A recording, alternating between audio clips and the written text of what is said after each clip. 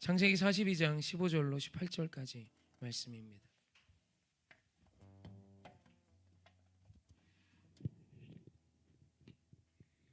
창세기 42장 15절로 19절, 우리 한 목소리로 함께 합독하기 원합니다.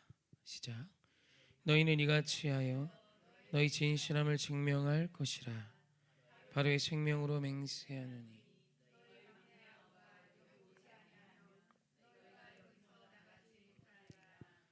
너희 중 하나를 보내어 너희 아우를 데려오게 하고 너희는 갇혀 있으라. 내가 너희의 말을 시험하여 너희 중에 진실이 있는지 보리라. 바로의 생명으로 맹세하노니 그러하지 아니하면 너희는 과연 정탐꾼이니라 하고 그들을 다 함께 3일을 가두었더라. 사흘 만에 요셉이 그들에게 이르되 나는 하나님을 경외하노니 너희는 이같이 하여 생명을 보존하라. 아멘. 형들을 시험하는 요셉의 이야기를 계속해서 보고 있습니다. 동생을 데려오라 합니다. 그리고 그들을 3일 동안 오게 가둬요. 생각할 시간을 주는 거죠. 동생을 오라고 한 이유는 그들의 동생이었던 요셉 자신을 죽이려 했고 버리려 했던 형들의 진심을 알고자 했던 것으로 추측합니다. 막내 베냐민, 사실 가장 어찌 보면 힘이 없을 수 있고 또 형들에게 있어서 또 가장 연약할 수밖에 없는 그 동생을, 물론 이때는 나이가 굉장히 있었겠지만 그래도 그 동생을 데려올 것을 말합니다. 이전의 형들이었다면, 요셉을 팔고 죽이려 했던 형들이었다면 베냐민을 데리고 오면 산다는데 뭐 망설임이 있겠습니까? 그 부분을 요셉은 주목하여 보기 원했던 것으로 학자들은 여기고 있습니다. 저도 그 부분이 옳은 것 같아요. 요셉은 이 형들이 진짜로 이전의 형들과 다른지를 알고 싶었고, 사실 그런 회복, 관계 회복엔 이런 나의 변화가 필요합니다. 나는 그대로 있는데 하염없이 네가 이해해 라는 태도론 사실 관계 회복이 어렵죠. 근데 요셉은 이전의 형들과 다른 형들을 기대했고 또 나를 버렸고 나를 죽이려 했던 그 형들의 후회와 회개, 그리고 이후에 달라진 형들의 태도를 바랬겠죠. 그리고 이 일 앞에 형들이 두려워하고 있는 그때에 사실 오늘 우리가 좀 주목하고 푼 것은 18절 말씀입니다. 18절, 우리 18절만 한번 같이 읽어보시죠. 시작. 사흘 만에 요셉이 그들에게 이르되 나는 하나님을 경외하노니 너희는 이같이 하여 생명을 보존하라. 아멘. 요셉이 두려워하고 있는 형들에게 사실 압도적인 전력차죠.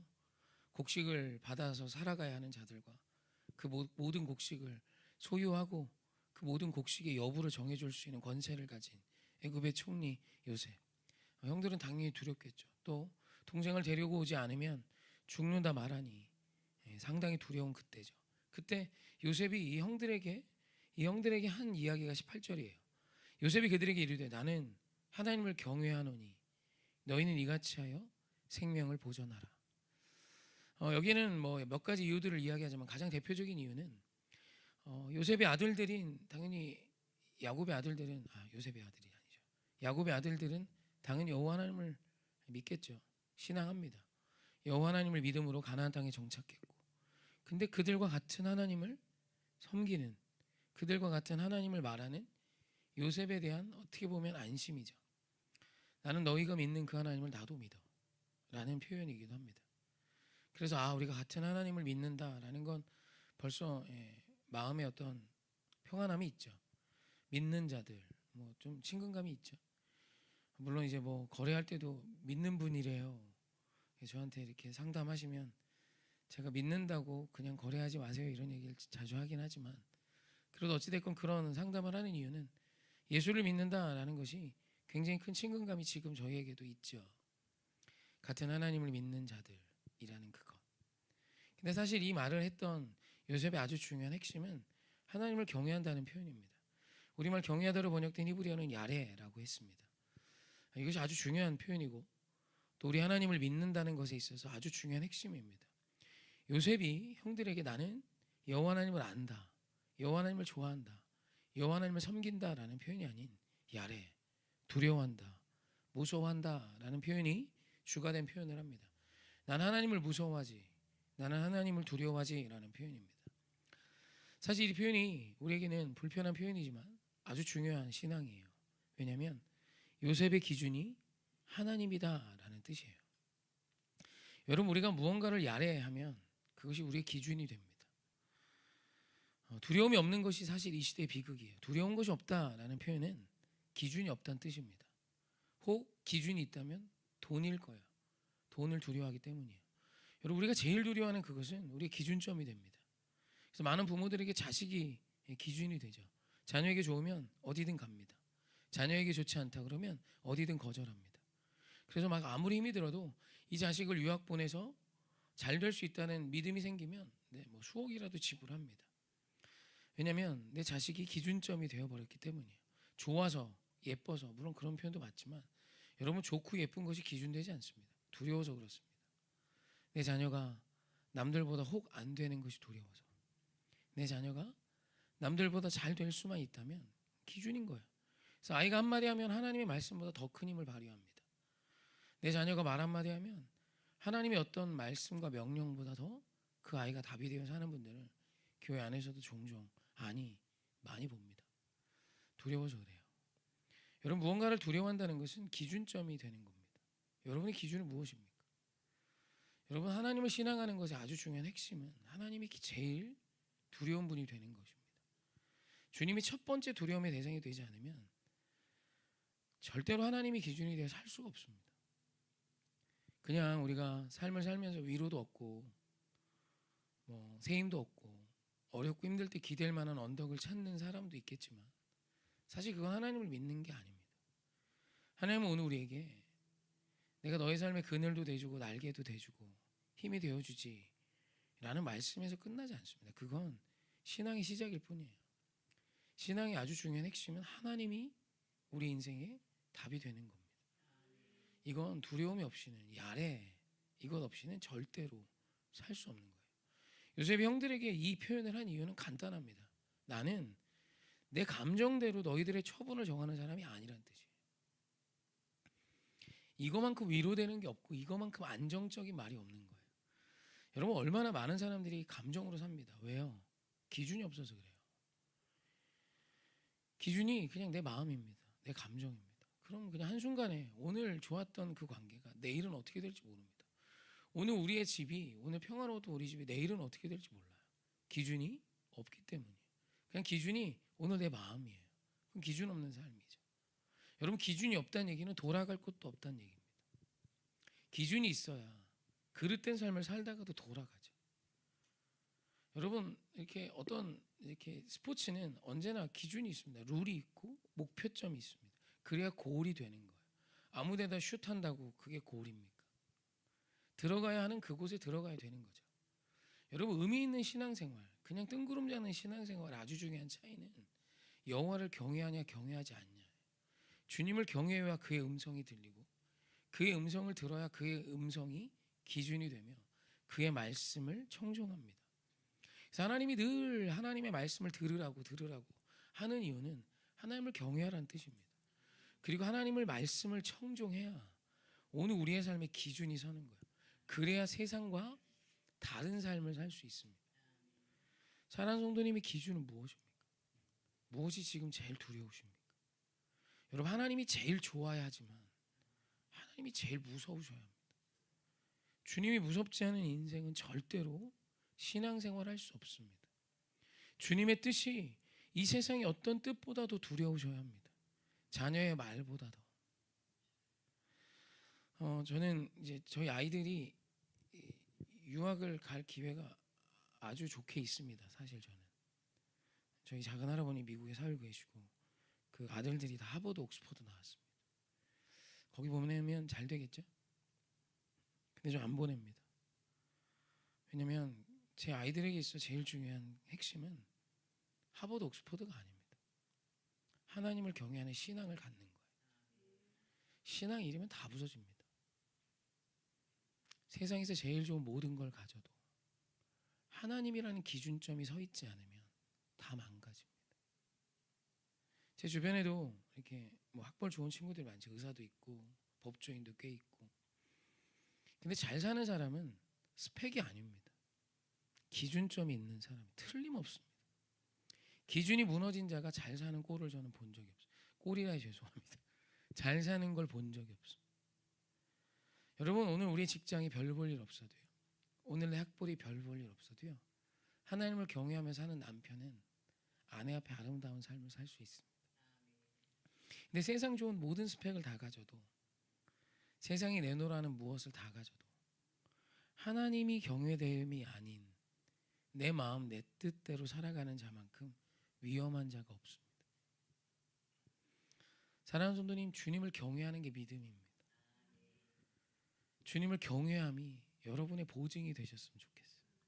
요셉은 지금 그걸 이야기하는 거예요. 여러분, 요셉의 삶이 어땠는지를 말해주고 있는 거예요. 요셉은 자신이 종에 있건 죄인의 자리에 있건 총리의 자리에 있건 안정적일 수 있었던 이유, 그가 종일 때나 죄인일 때나 심지어 모든 권력을 다 가진 총리의 때나 선한 삶을 살 수 있었던 이유는 그의 삶의 기준이 명확했기 때문입니다. 여러분, 기준 무너지면 다 끝나는 거예요.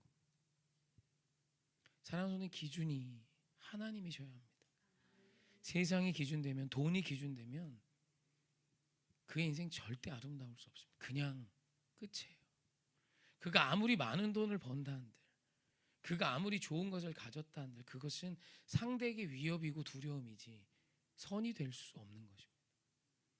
하나님을 경외하는 것이 믿음임을 우리는 분명히 알아야 합니다. 하나님의 시선이 제일 무서워야 합니다. 여러분의 자녀를 점검할 때도 복잡하지 않습니다. 오늘 내 자녀가 얼마나 공부를 잘, 여러분 그런 거에 너무 관심 두지 마세요. 내 아이가 하나님을 두려워하는지를 보십시오. 하나님이 두려워져 가는 아이면 어디에 내놔도 주께서 책임지십니다. 근데 그 아이가 하나님을 두려워하지 않는다면 온갖 좋은 걸 다 줘도 그것이 그 아이를 풍성하게 할 수 없습니다. 요셉이 그런 거예요. 여러분, 요셉이 하나님 경외 안 했으면 총리 돼서 뭐 했을 것 같습니까? 지금 형들에게 안심시키는 아주 중요한 보증이, 나는 하나님을 무서워해. 애굽의 총리가 무서워하는 게 있다니. 무서울 거 없는 사람이 세상에서 제일 무서운 사람입니다. 무서울 거 없는 자에게 애굽의 총리의 권세가 주어졌다면 그는 분명한 폭군이 되었을 것입니다. 그래서 그 형들에게 이렇게 이야기한 겁니다. 두려워하지 마. 나는 내 기분대로 사는 사람 아니야. 나는 하나님을 경외하는 자야. 나는 두려워하는 분이 있는 자야. 그렇게 염려하지 마. 내가 너에게 한 그 말을 나는 반드시 지켜. 네가 하든 안 하든 내가 너에게 한 약속이라면 나는 하나님을 경외하게 지키는 자지. 여러분, 우리 인생의 핵심은 여기에 있습니다. 그래서 우리가 훈련해야 하고 우리 다음 세대에게 우리가 반드시 전수해 줘야 하는 것은 좋은 상황이 아닙니다. 여호와를 경외함이에요. 여호와를 경외하지 않는 자가 절대로 잘 살 수 없습니다. 왜요? 그는 기준이 없는 자거든요.